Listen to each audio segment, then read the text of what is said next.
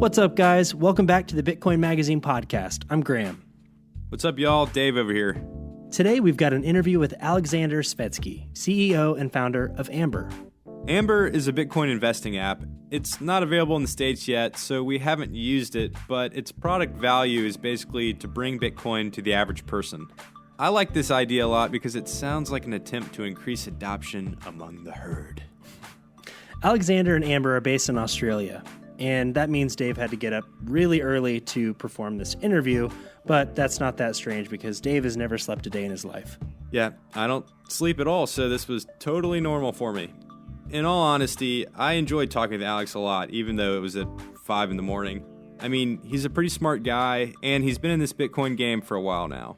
So basically, Alex does not like blockchain hype, and I definitely consider him a Bitcoin maximalist, but he's honestly, more than anything else, just a contrarian. His thesis, while we were talking, was that fundamentally, in the world right now, Bitcoin is the ultimate contrarian bet. Okay, so like betting against the Packers this Thursday night? Graham, we don't need to get into your degenerative gambling tactics right now. Let's just get into the interview with Alex. All right, fair enough. Enjoy.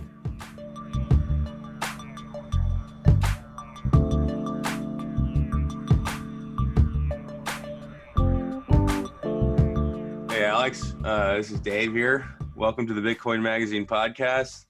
It's Thank really you, man. early. It's really early for you. It's really late for me. Yeah. And Alex, where are you again? Brisbane, man. So for those of you who don't know where Brisbane is, it's in Australia. It's just a nicer version of Sydney, which Sydney is a shithole. So sorry to everyone who lives in Sydney. Yeah, just curious, what's Brisbane like? What's like the weather like and stuff? Dude, it's so we work in Celsius here, so I don't know what this is going to turn into in Fahrenheit, but I mean, the winter is beautiful. It's sunny. The weather's calm. It's blue skies, about 20 degrees Celsius, which you know what, just out of curiosity now, I want to know what that is in Fahrenheit. So 20 degrees Celsius to Fahrenheit. Let's see. 68. So yeah, so it's nice and pleasant over winter, and it's a smaller city. It's much more practical to live in. You don't get that insane kind of traffic as you get in Sydney. Like in Sydney, you can't get anywhere. Yeah. Just people are just generally a little bit more laid back, and we haven't had, because I originally grew up in Sydney, so we also in Brisbane hasn't had the same magnitude of like property bubble and all the other bullshit that you sort of get with a primary city like Sydney. I mean, you know, a normal human being can't afford to live in Sydney anymore. Like it's just fucking ridiculous. Sounds like New York or San Francisco. Dude, it's like that. Except at least you know, New York's a financial hub, and San Francisco, you got tech coming out of there. Like Sydney's sort of run by drug dealers, personal trainers, hookers, and bankers. All right. Okay. Well, what's Brisbane like? Brisbane's fantastic, man. It's a new city. It's an emerging city. You know, there's been a lot of property development here and stuff like that. So there's a bit of a bubble in that sense. But other than that, like from a lifestyle perspective, it's really nice. You're an hour from the Gold Coast, which is one of the nicest beaches in the world. You're 2 hours from Byron Bay, and that's sort of an area that everyone sort of knows. That's kind of like the you know, it's a much nicer version of you know, I don't say Venice Beach, much more natural and all that sort of stuff. It's kind of like hippie central, but it's really nice. And then you're 2 hours south of the Sunshine Coast, which is again one of the most beautiful spots in the entire world. So it's very convenient to live in. You know, you're an hour flight from Sydney if you do need to go down there. You're 2 hours from Melbourne if you need to go down there. So I think it's an excellent city.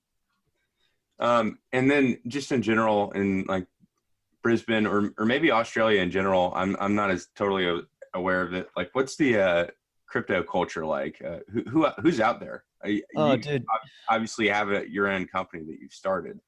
Yep. So I would say that there's a good tight knit cohort of Bitcoiners, but Australia, because it's a little bit more affluent, we're plagued with shitcoiners, and so you've got shitcoiners on one side, so people just running around with fucking, I mean, the amount of crap that we saw during 2017, and we had all of the exchanges in Australia, the ones that did the most volume were the ones that traded the most shit coins. So it was a real sort of, bubble sort of mentality and get rich quick and all that sort of stuff. So sort of one element of it. Then the other side, you've got this whole blockchain thing going on where, it's kind of the narrative is, oh, it's not Bitcoin, it's blockchain. And that's just, there's this, there's a couple organizations, I won't name names, but, they've become the self-governing body in this country. And it's, the kind of people, some of the people that are on there, you just shake your head and wonder what the fuck are you doing on a board of a self-regulating body? And they sort of push the narrative of blockchain for the sake of blockchain. I would say 90% of them have absolutely no idea what the fuck the word even means, or what relevance it's got to anything. And half of them, or probably more, wouldn't even hold any Bitcoin. Like, it's just, it's a bit disappointing. And then you've got a couple of really good people. Like, you've got, Stefan Livera's obviously down here. You've got Rory, one of the Bitcoin plebs, legend. You've got Haas McCook. You've got some really good sort of hardcore Bitcoiners. But we're a small cohort, and I'm hoping that our little stubborn minority is gonna grow that cohort further. And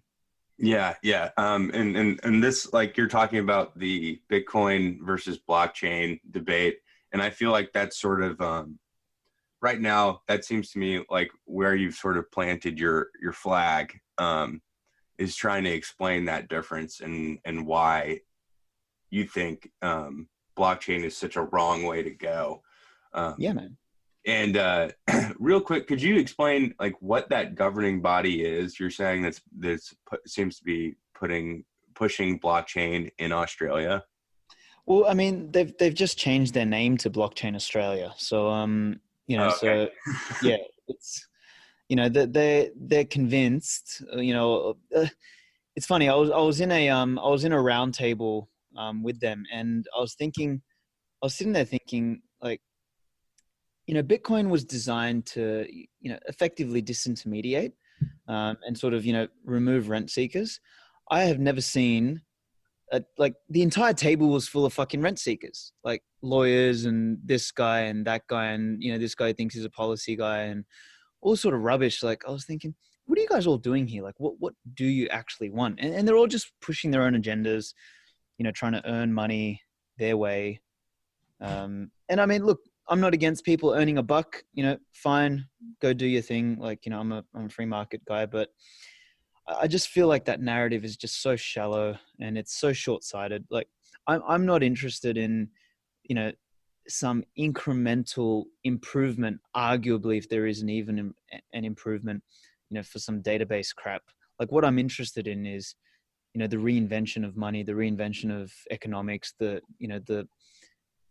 what Bitcoin is doing is profound to me. And that is really, really fucking cool. This sort of intellectual sophistry around blockchain, I have no interest in it. And it's just funny, the kind of people that it attracts and the kind of organization that Blockchain Australia has become. Like, it used to be, Bitcoin Australia, and then it turned into the Australian Digital Commerce Association or whatever it was, or, I don't know if that was separate. Now it's Blockchain Australia because, they're fighting to try and sound relevant. And, they're fighting for the crumbs that they're going to get from, whatever government body deems them as innovators, or whatever bullshit bank rolls out another blockchain project, where they can become advisors. It's fucking sad, man. It's pitiful. Right. So to me, it sounds like you're saying that they kind of they're looking at this technological movement as just sort of the next new thing that they can kind of, that they can maybe ride to get that promotion or some sort of expertise or that new job. And that's it. And that's not what you're interested in. And can you like explain what it is you're interested in? You kind of already touched on this, but like with Bitcoin in particular and your company, Amber, like what are you trying to do? For sure, man. So I think to to close the loop on them, I think, yeah, they're effectively interested in PR and rent seeking. And I mean, and that fundamentally is their jobs, you know, so I really can't take that away from them to a large degree, you know, like, you know, that's what they're going to do. Rent seekers are going to seek rent. And, you know, they're just sort of, I think they're just blinded by their own biases, and they think that there is something here. When they realize that the emperor has no clothes, you know, they're all going to be, you know, jumping off to the next thing that they can really, you know, hopefully align themselves with and make money out of. Right. So they're just, they're not in it because they give a fuck. They're in it because it's, you know, potentially it sounds hot. Right. Yeah. Whereas me, I guess, you know, there's a number of things here for me. You know, number one, I guess I like to be involved in, or I like the idea of being involved in something so profound that it could impact, you know, hundreds of millions, billions, or potentially everybody on the face of the planet. So, you know, I've sort of said it before. I say that this generation, or this period of human history, will be defined as the point in time where money and state, you know, were separated. You know, the last major separation that was similar was the separation of church and state, you know, and that sort of brought forth the scientific revolution, and, you know, that sort of brought forth the industrial revolution. So it's like a pivotal moment in human history. And I think we're at that point here where we're actually, you know, through the emergence of technology, through the emergence of, you know, connected networks and interconnected, you know, communication networks and knowledge and information and data, you know, we're coming to this point in time in society where we've somehow redefined the concept of money, and money being this, or we've invented a new tool for money that meets all the requirements that an ideal money should be.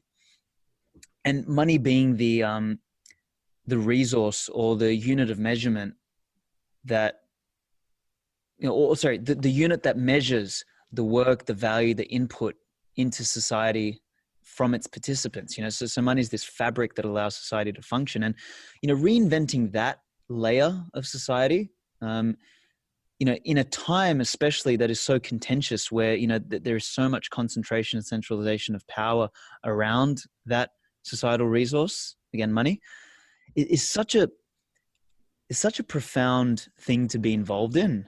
You know, this is sort of why I think Bitcoin's been, you know, defined as this never-ending rabbit hole. Like, it just keeps going down because it just touches so many elements around the world. So that kind of broad impact really interests me, number one. And then number two, I think it's, you know, I've always been a contrarian at heart. Yeah. You know, I've always looked to run against the herd. You know, I always do the opposite. I mean, ever since I was a kid, like, I was, you know, a badass at school, piss all the teachers off, but at the same time, I was academically, you know, the strongest at school, so the teachers never knew what to do. So I was always this sort of this paradox and this, you know, contrarian sort of person, and I've done that all my life. And I was kind of saying this on the Adam Meister show just a little bit earlier today. Was, you know, Bitcoin is the ultimate contrarian bet, I guess, in society. It's this ultimate, you know, contrarian opportunity. Like, I kind of say to people, that if you want to win in life, if you want to get ahead, you know, if you want to do more, be more, etc., is you want to make the contrarian bet. You want to run against the grain. You don't want to be where the crowd is, because, you know, you fundamentally want to be, you know, either out in front or a different place. You want to be unique. And, you know, if you look at Bitcoin, it's this thing which has been so successful over the last 10, 11 years. You know, something that nobody thought would succeed. And to this day, it's still dismissed by the masses. You know, you go around on the street and you talk to people, you know, somehow fucking think Bitcoin's dead. They're like, oh, didn't that thing crash to zero or whatever? You know, you talk to these blockchainers, you know, they all think that, you know, the important thing is blockchain, not Bitcoin. You talk to the shitcoiners, and they all think they've got a faster or a more private or a global, you know, computer version of fucking Bitcoin, you know, and they're all fucking deranged. It's just so funny. It just gets dismissed by so many people, but it is fundamentally, from a first principle standpoint, just so profound. And I just love those elements. It's this thing that just touches so many areas in the world and in life, in philosophy, physics, psychology, society, evolution, anthropology, all of these interesting topics. And it's just still so contrarian. So I don't know, man. I've fundamentally found what I'm going to spend the next few decades of my life immersed in, at least. And we'll see where we go from there. Yeah. And to get into that further, like, obviously what we're talking about here is not necessarily investment advice. Yep. With my limited knowledge of investing, I know the basic understanding is that you want to diversify your portfolio. Diversification is a good thing. Variety is a good thing. But at least in crypto, it seems like you don't really believe that. It seems like you think Bitcoin is the only thing that's worth paying attention to. Can you sort of explain your thinking there, in that it seems, I mean, that is a contrarian view to me. Yep. So there's a couple things there. There's probably 3 points, and while I'm going to just note these down so that way I don't forget them as I'm talking about them, because I can ramble on sometimes. So one is diversification a good thing? Number two is convergent network effects, and number three is correlation. So let's hit all of those. So number one, most people say diversification is a good thing, and I think if you're intelligently diversifying and you're able to, you have the know-how around being able to lower your risk while increasing your reward. It's sort of like that Sharpe ratio thing. Diversification can be a very good thing, because you can build a stronger, better returning portfolio and a more robust type of portfolio on the way down. But there is also a really strong school of thought, which is concentration is a path to greater wealth. You look at the Mark Zuckerbergs and the Jeff Bezoses of the world, who've sort of doubled down on their bets throughout their lives. And fundamentally, Jeff Bezos concentrated his bet around Amazon, and he's done far better than any trader or any hedge fund manager on the planet, right? So so there is multiple schools of thought there. And I think if you are going to be betting on a winner, you should sort of gear your your investment strategy toward that. So that's sort of one thing. So I don't blanket believe diversification is a good thing, but if we apply the 80-20 rule, probably for 80% of people, or these days the 80-20 rule is more like 99-1. For most people, diversification is probably a good thing, because for them to pick the winner, it's not as easy. So statistically speaking, you're safer diversifying than you are not diversifying. So then let's just make the assumption that for most people, diversification is better. So then if we take that concept of diversification, what diversification means is lowering the risk profile of your portfolio by combining multiple asset classes together that are uncorrelated. And uncorrelated means that they don't move in the same direction, and they don't, move in sync at the same time. So doing that requires you to mix assets, that are fundamentally different. Like you mix gold, with stocks, with bonds, with real estate, etc. So that's what you would call a diversified, portfolio. Or you mix maybe defensive stocks with, growth stocks, for example, so that you can, spread, the risk. Now, as soon as you move into crypto, everything's fucking correlated. And it's all correlated to Bitcoin. So by diversifying in crypto, you actually get the reverse, or you get the opposite of what you're trying to do. Diversification, the goal of diversification is to lower risk. By combining multiple shitcoins alongside Bitcoin, all you're doing is you're increasing your leverage. You're increasing your beta. It's fucking madness. So what you've done is you haven't diversified, but diversification in crypto has increased your leverage, which has increased your risk, and you've done the opposite of what you're trying to do. It's the biggest fallacy, or it's the biggest scam that I've ever heard. Inside the in the crypto investment space, all these moron fund managers, all these moron traders, and all those shitheads that are out there telling people to diversify across multiple cryptos. They just, as soon as you hear that, you know straight away that that person has no fucking clue what they're talking about. Apologies for the swearing here, but Yeah. it kind of gets to me because that's you mentioned earlier that that's a contrarian viewpoint. Yes, it is, but the definition of a contrarian viewpoint is saying something or believing something that most people don't agree on, but doing it from a basis of first principles. And the first principle here is about correlation, being the predicate for diversification. And these people just run around and they don't get it. So the concept is flawed, from the beginning. And then finally is when you look at Bitcoin and you look at money as a concept, money is a convergent network effect. And what that effectively means is that the kind of like, communication or language within a specific jurisdiction, it converges to the one language because that's when that language is most functional. Money converges to a single unit in a specified jurisdiction. It's why we have $1 US inside the US. It's why we have one British pound inside the UK. It's why we have one Australian dollar in Australia. By mixing them up on a state basis, you would have a ridiculous amount of friction in the economy. So money is this commodity which arbs out all of that friction and converges to unity.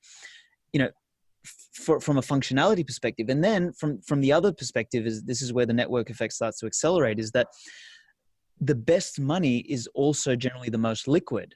So what ends up happening is liquidity finds more liquidity, and it starts to create this recursive effect where more liquidity begets more liquidity, begets more liquidity, and it all converges around one. And you end up with a situation of a winner take all kind of marketplace where everyone wants to hold, the best form of money and the one that's most liquid, and the one that's most liquid becomes the best form of money, and the best form of money becomes more liquid, and this sort of network effect starts to happen. So those three things there just basically mean that game, set, match, there is absolutely no reason to touch any other crypto other than Bitcoin, unless you think in some way, shape, or form you're a genius fucking trader that might be able to make more sats along the way. But mate, that headache is not worth it. You're better off just buying some Bitcoin and just going to the Bahamas and relaxing. Like seriously, that's sort of the best strategy. Yeah. And I kind of want to ask you a little bit about your views on sort of the nature of what Bitcoin is, without getting too abstract here. A lot of people see Bitcoin as the new gold. Another thing that people say is that it's sort of becoming the global currency. It's also, I think it's also probably pretty clear to people that payments, at least on a smaller scale, is not really feasible right now. Bitcoin's being used more as a store of value. And then, so there's a Grisham's law, which sort of indicates that bad money usually chases good money out of circulation. And I think this is pretty interesting because if you look around right now, nobody spends Bitcoin. That's just a fact. They hold. And I guess the thing about Bitcoin at this point in time is that it hasn't really been proven necessarily. It's still too young for people to know that it's got a proven track record of being better money than what's out there, other than what a lot of people just believe is true based on its nature. So like in that view, what I'm curious about is like, how do you see in the future, how do you see Bitcoin being used in the scenario that it might be too good money for our world right now. Does that make sense? Yeah, well, look, so I agree with you. So, well, there's heaps of threads to pull on there. So I think one of the first bits is that, no, Bitcoin fundamentally is a payments network and a monetary system and a monetary unit and a settlement network. It's all of these things, at the same time. But, it's an emergent thing. So, people, the advent of Bitcoin and, what brought a lot of people in the beginning is this idea that we want an emergent market-based money, like a good that emerges in the market over time, that is priced by the market, that gets adopted by people, not by fiat, not by decree, but by, people adopting it for its attributes, kind of like gold emerged over thousands of years because it had unique physical attributes or physical properties that made it a better form of money, right? So people want this emergent market money, but they don't want to give it time to emerge. Like money has to emerge and it has to start off as a collectible because people, you need to have these generational shifts where, people's faith in this object grows over time, and it fucking helps extraordinarily. It helps significantly if that faith is based on something that more people can objectively agree on and point to. So that's where, money is fundamentally, a fiction, a shared fiction that is it's a construct by human beings for the purpose of allowing society to function, right? But the object that we use to substantiate that fiction so that we can all point to objectively has to be the money with the best attributes and the best the best parameters effectively. And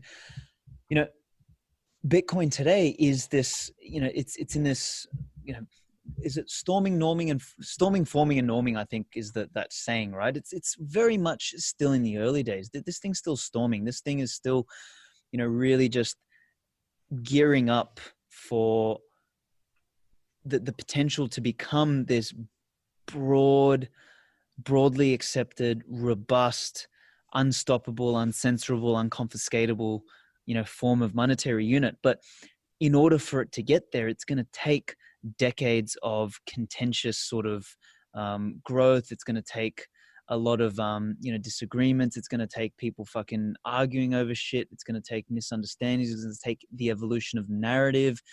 It's going to take all of these things. So this is all sort of part and parcel of the journey to a robust market-based money.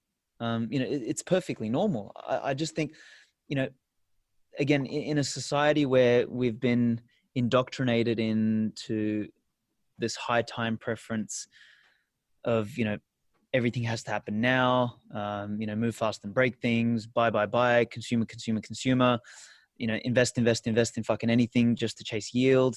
We've sort of become desensitized to time, to temporal concepts. And we've forgotten that something, that really is robust, that, gets stronger with time, fundamentally requires time to get stronger, right? You're right. It's, that circular logic applies there, right? And, so long term, I do believe that because, and I sort of opened with, Bitcoin is fundamentally a payments network. It's a money, it's an economic system, it's a settlement system. It's all of these things in one. So the fact that payments is baked into Bitcoin, the ability to settle and, transact is baked into Bitcoin, means that it's got the primitives to allow us to abstract layers that are more optimized for the different functions that the core of those functions is baked into the initial layer. So yes, at some point in time, when this becomes more of a broadly accepted monetary store of value, Bitcoin can begin to evolve into more of a medium of exchange, because at some point, just fundamentally, this is physics, is the the return on your asset, your return on investment is going to taper off. Like you're not going to get thousands of percent growth on a yearly basis when Bitcoin is worth $500,000 or $1 million. That's just not going to happen anymore, right? That stuff's going to taper off. Like to go from 1 million to 10 million is a 10x move. Now that 10x move may take 10 freaking years, whereas to go from $10 to $100, could take 3 days.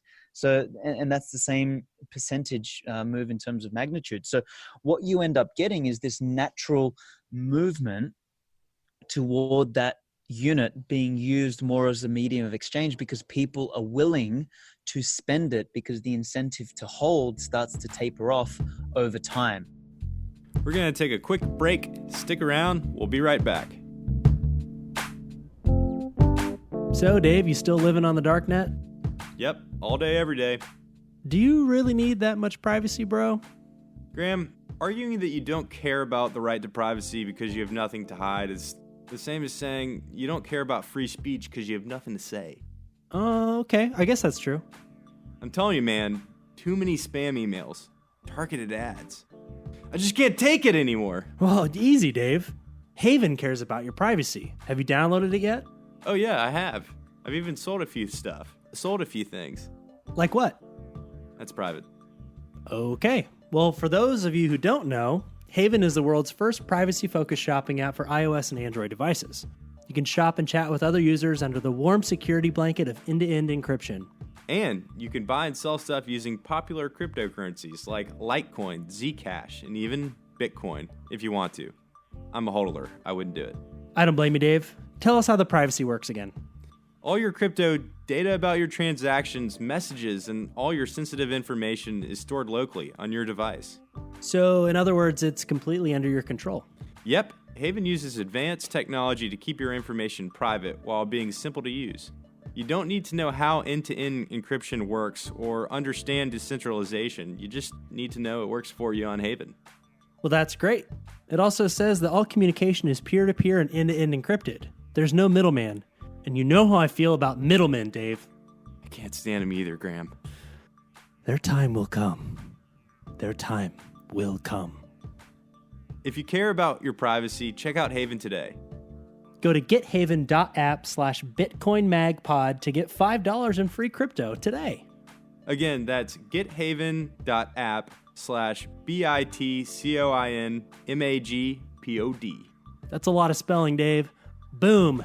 Privacy engaged. To the moon! Woo!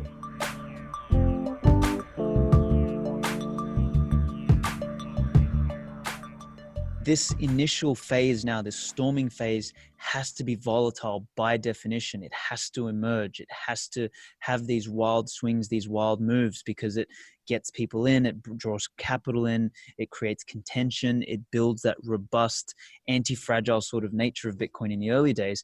And then as that capital builds, and the idea of a fixed supply money is just so profoundly important. It's just not funny, is that as this capital builds, the network gets stronger and these recursive network effects start to take hold, more capital comes on, and over time that asymptotic curve, Murad did that graph, and I'm sure you've seen it, is Bitcoin's life cycle in terms of its evolution. It's just spot on. It's perfect. It's this thing that has to evolve temporally over time, and the narrative is going to change for Bitcoin in terms of what its optimal use case is at that particular point in time. And we, as enterprising human beings and as enterprising individuals and entrepreneurs and companies and everything, we're just going to build products, services, and functions that overlay Bitcoin at different points in time that fundamentally utilize the best of Bitcoin at that particular point in time. And right now, the best of Bitcoin is this emergent store of value, which is growing in terms of price. So what's the best fucking use case and what's the best business? Shit. Build something that helps people accumulate Bitcoin. And that kind of turns into what I'm doing. Yeah. When you say that, I think of companies like Lolly too, but So Yeah. what are y'all? What kind of products are y'all building? What is Amber doing? Well, Amber's building a Bitcoin accumulation app. Simple as that. You set it up, you link your bank account, you set an amount and a frequency, and this thing dollar cost averages you into Bitcoin without you even thinking about it, without you even noticing it. Like, the most important thing people can do today with respect to Bitcoin is to buy the shit and hold it. That's it. Forget about trading, forget about all this other fucking crap, forget about, merchant facilities and payments and where's my adoption and, world global computers and fast payments and all that shit. All of the cool shit will come. Step one, the battle that we have to win first, is a non-state controlled money that is uncensorable, unconfiscatable, and uninflatable. That's like milestone number one. And that milestone is going to take a couple decades. So, whilst that's happening, we need to build products that optimize for that. We're doing it here at Amber. The boys at Lolly are doing it. There's some good products out there that are Bitcoin only that are optimizing for that use case at this point in time. Yeah. And do you have any idea what the horizon is for when the Amber app will be available? Oh, dude, we're available now in Australia, man. Oh, okay. Yeah, we're rock and rolling down here. I'm hoping that we're going to launch a couple of new jurisdictions at the end of this year. Potentially Europe, potentially UK, but I'm also in talks in some other jurisdictions as well. So, yeah, man, we're really just focusing on listening to the marketplace right now and just getting that nice product market fit going. Sure. And when that's ready, man, we're gonna start scaling this baby up. Yeah, and I think that goes into what you've written about and talked about as far as how to actually market yourself for a product market fit in this space right now. And you sort of talk about creating a signal as opposed to creating a noise. So that's focus to me. And yeah, and if you want to go into that just a little bit about your philosophy on marketing, I'd be curious about that. Yeah, well, so I think the article I think you're referring to is, where I wrote Amber's a Bitcoin business, not a crypto company. Is that right? Yep. Yeah. So I wrote a bunch of things in there where I was saying, look, there's multiple reasons why, we've chosen to optimize for Bitcoin over anything else. And, as I talked about it in the beginning, is I just think it's unethical to sell people shit coins, under the guise of diversification. So, we sort of start off with that.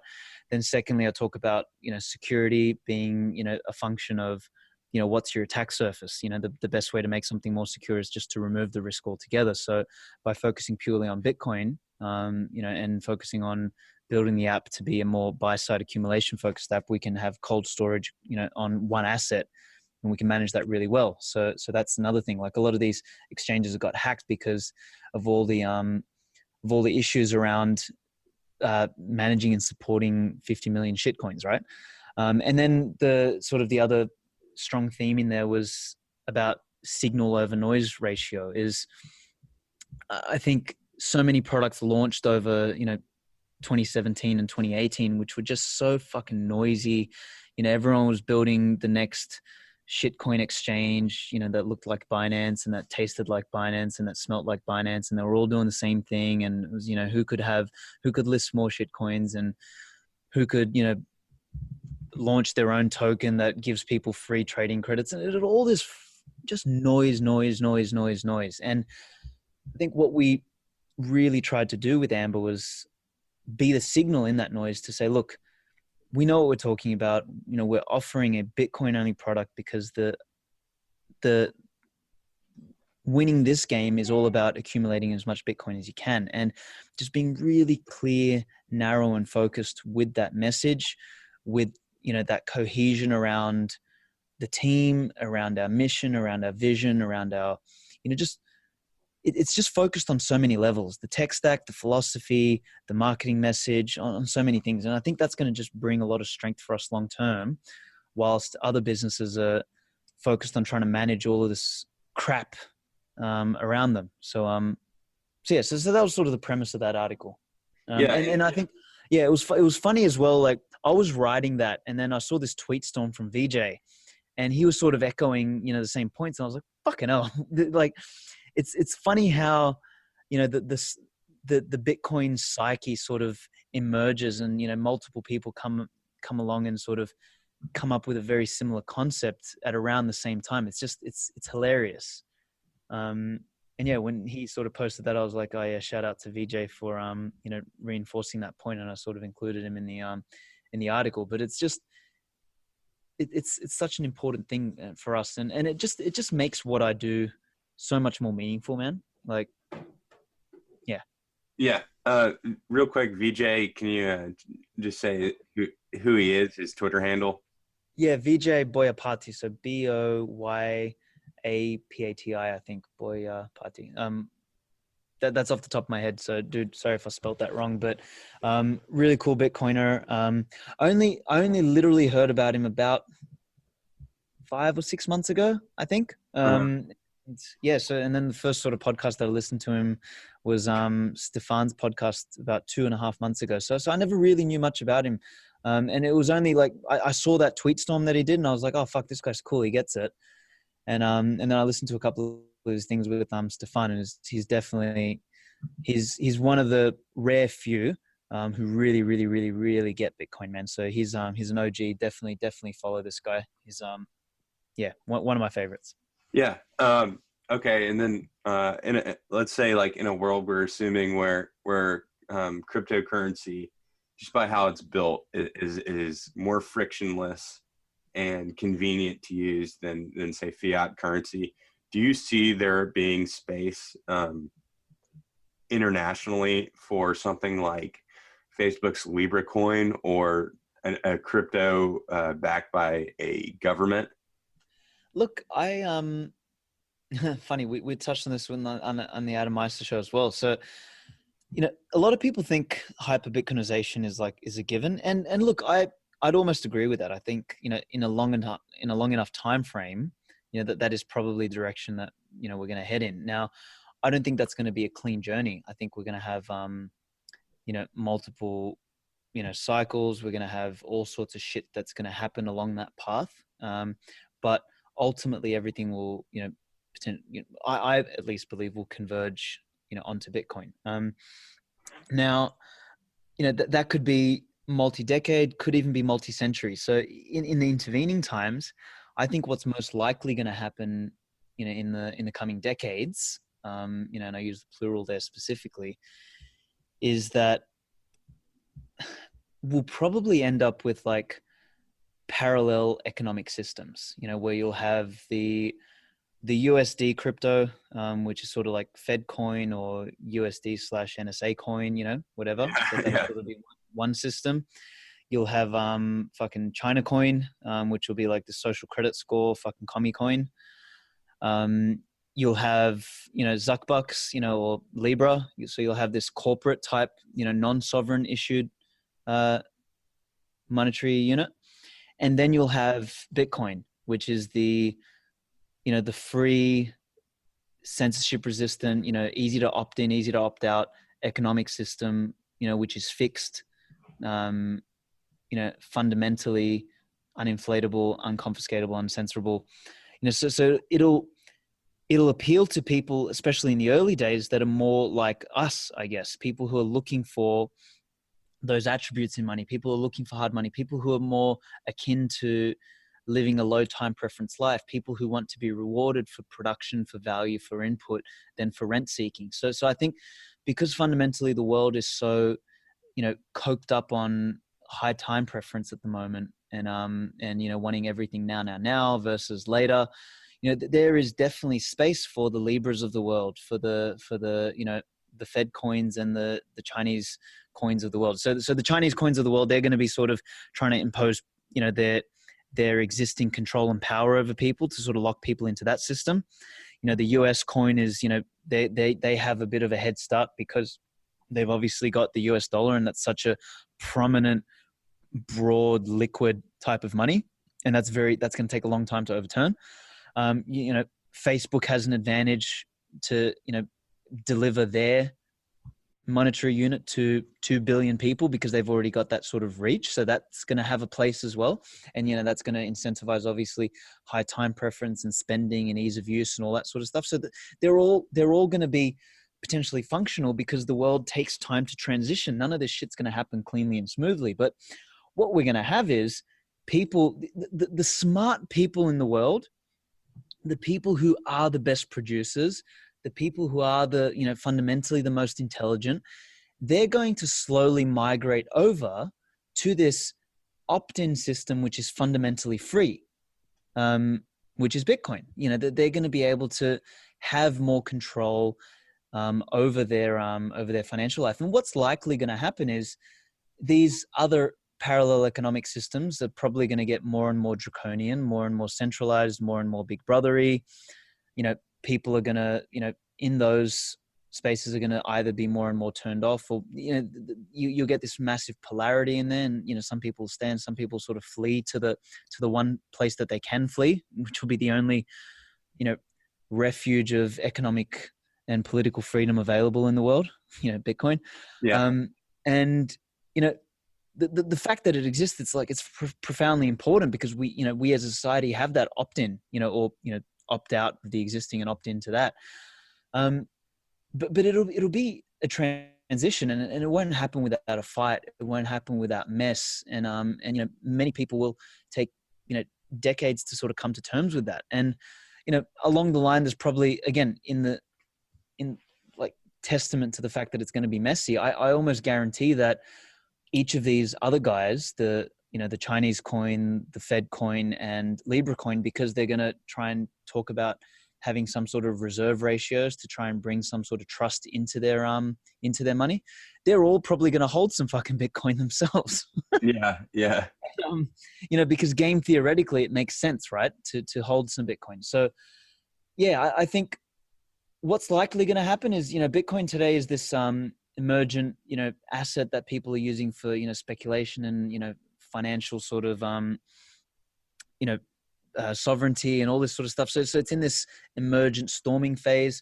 Probably long term, we're probably, as a society or as a world, we're going to go to this multiple parallel economic systems, that are defined by where the control, where the critical mass, and where the momentum already exists, which is sort of why I try and define it as Fed coin, China coin, and Libra.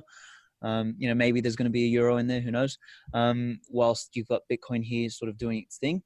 And then long term, I think everything will probably have to converge on to Bitcoin. And that may not be a pretty process. That may be fundamentally bloody. It may be, 50, 100 years from now, we may have to fucking blow up half the fucking world in order to converge on Bitcoin, in the process of these guys, these flawed other systems trying to hang on to the last bit of relevance they have. So yeah, man, it's we're at the beginning of something so much bigger than most people realize. It's just not funny. So Well, Alex, thanks for talking. If people want to follow you and learn more about the kind of stuff you think about and you write and what you're doing at Amber, how can they do that? Yeah, dude, I'm blasting Twitter a lot. So, Alex Svetski, my name's spelled a bit funny, Aleks, Svetski, Svetski. I'll show you, chuck that in the show notes anyway. If you search my name, all sorts of shit comes up on Google anyway. So I do a lot of writing. I'm trying to do more guest writing on more mainstream publications these days. So the things like Yahoo Finance, etc., so that I can try and get the message of Bitcoin out to, outside of our echo chamber. So I'm hoping to sort of red pill people more outside of that. I'm going to actually also start my own channel. So I finally decided to fucking do it because I've got so much things to say. And a lot of people say that, I can articulate it well. So I'm going to start a channel. I'm not sure what I'm going to call it yet. I think I might call it Wake Up. And, I'll probably just wax lyrical about a topic, maybe, every week or every couple of weeks. And, yeah, so, I'll announce that sort of stuff on Twitter as I get a bit closer. But, yeah, man, Medium, Twitter, Hackanoon, sort of where I do most of my content stuff. And been on a couple of podcasts and really happy to be on this one with you, man. So, yeah. Yeah, that sounds great. Down the line, we should talk about we should coordinate possibly writing on Bitcoin Magazine. That'd be fun. 100%, man. I'd love to actually. That's there was an article that I wrote recently. Sorry about that, man. There was an article that I wrote recently, which I would have preferred publishing on your publication, but I had a deadline on it. I wanted to get it out. So that was the Bitcoin, blockchain, and Libra. So if anyone searches that with my name, it's on, I think, blockchain.news or bitcoin.news or some shit. Uh-huh. And yeah, I kind of gave a rundown of what I just explained then is, I called it blockchain, Bitcoin, and Libra. What's bullshit, what's brilliant, and what's Big Brother, right? And I kind of laid out that, blockchain is this meaningless fucking fad that, we'll look back on in 5 years and be like, haha, remember those idiots? The real fight, like Libra couldn't give two shits about blockchain. What they're interested in is this, the creation of a non-sovereign money, because money is the ultimate, it's the most important resource in society. So that's what they're fundamentally interested in.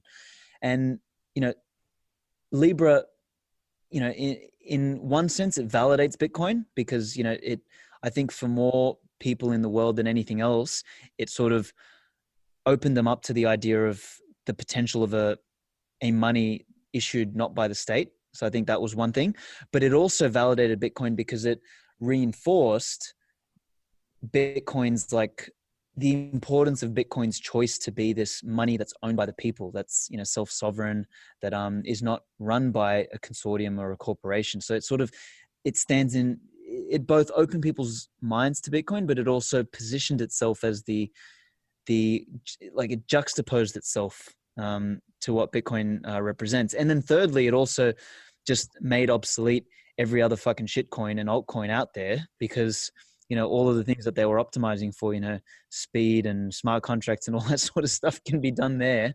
And it makes all this other crap irrelevant. And it just reinforces the intelligence and the wisdom of the Bitcoin community in optimizing for censorship resistance and for decentralization in Bitcoin over all of the other features that people were screaming for. And again, it just shows how much Bitcoin rewards long-term, low time preference thinking versus what all this other crap was about. So yeah, man, I'm going off on tangents again, but I love this space. I love what this community is doing. And I just love how this thing just becomes more and more profound every day that you get into it. Yeah. We like hearing from you. It's good to pay attention to the signals and the noise. Thank you, my man. We really appreciate that. Take care, buddy. Take care, man. I'll talk to you soon.